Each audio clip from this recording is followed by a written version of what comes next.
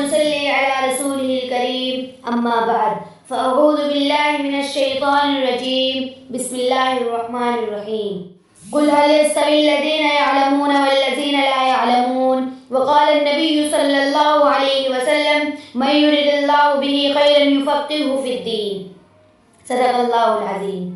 علم ایسی دولت ہے جو کبھی لٹتی نہیں، علم ایسی دولت ہے جو کبھی لٹتی نہیں، خرچ کرنے سے کبھی گھٹتی نہیں۔ میری اسلامی بہنوں، میں اپنے آپ کو بہت خوش قسمت سمجھ رہی ہوں کہ مجھ کو کچھ کہنے کا موقع فراہم ہوا، اس لیے میں موقع کا فائدہ اٹھاتے ہوئے آپ حضرات کے سامنے علم دین کی اہمیت کا موضوع لے کر کچھ کہنے کی ضرورت کر رہی ہوں۔ امید ہے کہ میرے حوصلہ افزائی کی جائے گی۔ مسلم بہنوں، اللہ رب العزت نے انسان کو دنیا میں بھیجا ہے، انسان کو اپنی تمام ضروریات پورا کرنے کے لیے قدم قدم پر علم نبوی اور کچھ فنوں کی ضرورت پڑتی ہے۔ ہمارے علماء کرام نے دنیاوی فنون کو بھی سیکھنے کی اجازت دی ہے، لیکن کچھ حدود مقرر کیے ہیں اور کچھ دائرے بنائے ہیں۔ اس دائرے کے اندر خوب فنون بھی حاصل کرو اور علم و فن کے اعلیٰ مقام پر پہنچ جاؤ۔ تم شوق سے کالج میں پڑھو چرخ پر جھولو، تم شوق سے کالج میں پڑھو یا چرخ پر جھولو، لیکن ایک بات بندے عاجز کی رہے یاد، اللہ کو اور اپنی حقیقت کو نہ بھولو۔ معزز خواتین، علم نبوی دونوں جہاں میں فائدہ دیتا ہے۔ علم نبوی کی اس قدر اہمیت کیوں نہ ہو، جبکہ علم ہی وہ چیز ہے جس کی وجہ سے انسان حق و باطل اور اچھے برے کی شناخت کرتا ہے۔ علم نبوی کی بنا پر انسان اپنے مالک حقیقی سے قریبی واسطہ قائم کرنے کی کوشش کرتا ہے۔ علم نبی ہی وہ چیز ہے جو بیٹے کو باپ کی، بیٹی کو ماں کی اور شاگرد کو استاد کی، بیوی کو شوہر کی قدر بتاتا ہے۔ علم ہی کی وجہ سے انسان کو حلال و حرام کی تمیز اور نیکی و بدی کا فرق سمجھ میں آتا ہے۔ الغرض علم حاصل کرنے کے بے شمار فائدے قرآن حدیث میں بیان کیے گئے ہیں۔ حضرت ابن عباس رضی اللہ عنہ فرماتے ہیں کہ دوسرے مومنوں کے مقابل میں اہل علم کے 700 درجات زیادہ ہوں گے اور ہر درجوں کے درمیانی مسافت 500 برس کی مسافت کے برابر ہوگی۔ اس لیے عالم اور غیر عالم کا فرق واضح ہے، جس کو قرآن کریم نے ان الفاظ میں بیان کیا ہے، قل هل يستوي الذين يعلمون والذين لا يعلمون۔ وہ دین بھی اصلی، وہ اسلام بھی اصلی، وہ قرآن بھی اصلی، وہ عقیدہ بھی اصلی، اس کی تمام تر چیزیں اصلی ہیں۔ انگریزوں کی تہذیب پر چلنے والیوں، ان طریقوں اور ان تعلیمات میں تم کو سکون نہیں مل سکتا۔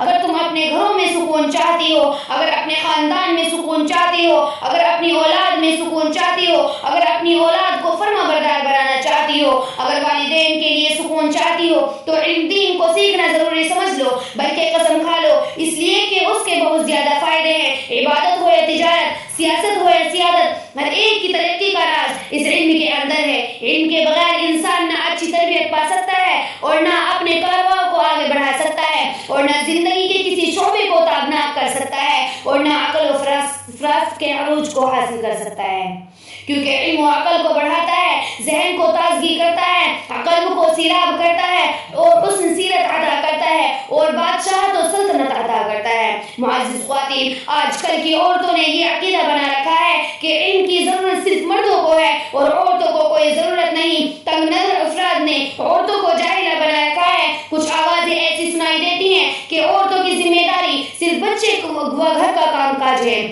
معزز سامعات، یہ تو ٹھیک ہے کہ عورتوں کی ذمہ داری بچوں کی پرورش اور گھر کے کام کاج کو سنبھالنا ہے، لیکن آپ اپنے گھر کے اندر کا جائزہ لیجئے کہ آپ اپنے بچوں کی تربیت اور شوہر کی فرما برداری بغیر تعلیم کے کیسے کر سکتی ہیں۔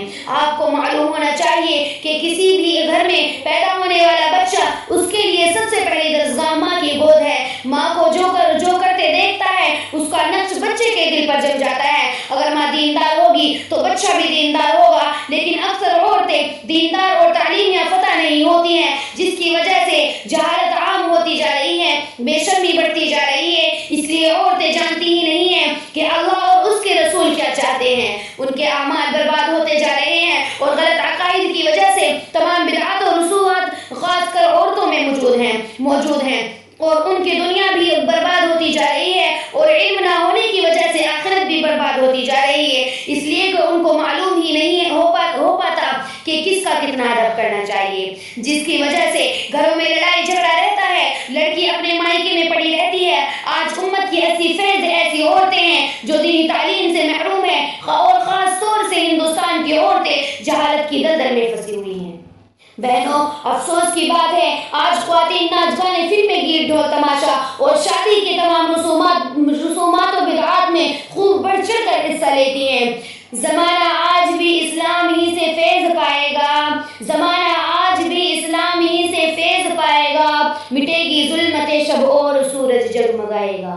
عزیز بہنوں، آپ جانتی ہو کہ بچوں کی تربیت کا دار و مدار والدین پر ہے، اور بچہ اچھی تربیت طور طریق سے اس وقت مزین ہو سکتا ہے جبکہ ماں حسن سیرت اور حسن اخلاق کی مالکہ ہوگی، اور جو بھی ماں کے اندر حسن اخلاق، اللہ اور اس کے رسول کی محبت ہوگی تو اپنے بچوں کو بھی اس علم سے آراستہ کرے گی، تو بچہ ماں کی اچھی تربیت کی وجہ سے شاندار مسلمان بن سکتا ہے، حافظ قرآن بن سکتا ہے، خادم اسلام بن سکتا ہے، بہادر انسان بن سکتا ہے، راتوں کو عبادت کرنے والا بن سکتا ہے۔ لیکن اگر ماں جاہلہ اور فاسقہ ہوگی اور ناچ گانے، فلمیں، گیت، ڈھول، تماشوں کی شوقین ہوگی اور اچھی عادتوں سے دور ہوگی تو اس کا بچہ شیطان بن سکتا ہے، ماں باپ کا نافرمان بن سکتا ہے، بدعتی بن سکتا ہے، اسلام کا غدار بن سکتا ہے، اسلامی شریعت کا دشمن بن سکتا ہے، اس لیے کہ اولاد اپنے والدین کے نقش قدم پر چلتی ہے۔